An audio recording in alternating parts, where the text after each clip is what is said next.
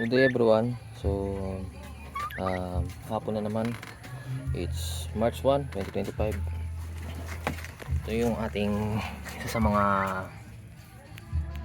batang pabo. Napansin ko ngayong hapon habang nagpapakain tayo, malayo sa mga kasama niya. Kumbaga parang may sariling mundo. So napansin ko nga nilapitan ko, napansin ko may sakit siya. At syempre, kung ginawa natin unang-una, ito bakante naman na tong kulungan ng mga sisiw ko na healthy chicken. Dito na natin siya kinulong kasi yung healthy chicken natin nandun naman na sa likuran. So ayun, naglagay tayo ng pagkain niya, bayo 2. Tapos itong tubig na may konting gamot. Pinainom na rin natin siya ng tawag dito, ng para sa sakit. So ito 4 months na. So ito yung mga na-encounter natin sa pabo pagdating ng 4 months, 3 months, bago mag 3 months, bago mag 4 months. Nagkakasakit talaga sila dahil na rin siguro sa laging naulan tapos biglang iinit. So pag ito naka-recover bukas, i-schedule na natin sila ng tawag ito, purga naman sa mga batang pabo. Ganito talaga ang ating naranasan sa pag-aalaga ng pabo. So, natural na to. So syempre kailangan observation lagi sa ating mga alaga, mapamanok man yan o mapapabo gansa. Titingnan natin yung kanilang behavior. Kaya pag ganyan, so na nakita natin na parang malayo sila, makita naman natin kasi yung bagsak yung pakpak nila. So talagang may lagnat sila. So pag ganon, kailangan natin silang i-quarantine sa isang area na walang kasama.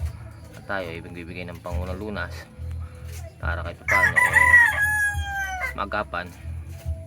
So pinainom natin to ng ang pinapainom ko dito kasi yung sa BioJC, yung kalahati nun, yun yung pinapainom ko sa ating mga alaga pag nagkakasakit. Tapos pansin ko rin tinutubuan na rin siya ng bulutong. Yung bulutong niya kasi talagang laging lang sa mga pabo sa ulo. So yan nagiging cause ng kagat ng lamok. Tapos syempre may tubig na naiinom na madumi. So ganyan yung cause niyan. So ginawa na natin ng paraan na yan magamot din. So tayo ng tawas, tinunaw natin doon, tapos binasa natin sa mga sa infected area niya, dun sa mga tinubuan doon sa ulo niya. So ayun pinahid natin doon. Ayun din kasi ginawa ko dati, yung tawas, hindi naman tawas, yung langis na aking pinapahid. So ngayon wala tayo noon, ubos na. Kaya ayun muna, tawas ang aking nilagay, yung na pinatunaw sa tubig.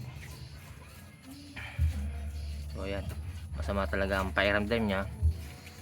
So kaya sa mga nag-aalaga, hindi talaga ganun kadali din na pababayaan lang natin sila.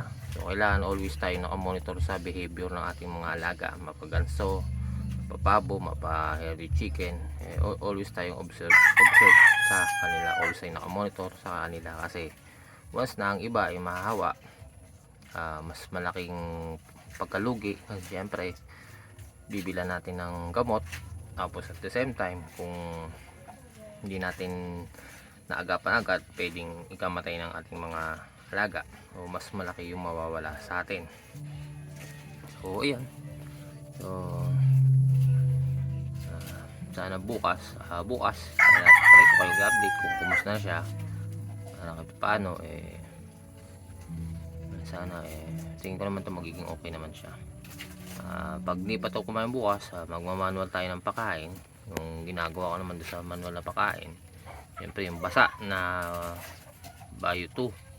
Tapos syempre papabubukan natin yung tuka, doon natin tayo mismo magpupush na ipakain nyo sa kanila paunti-unti para kahit paano may lakas sila.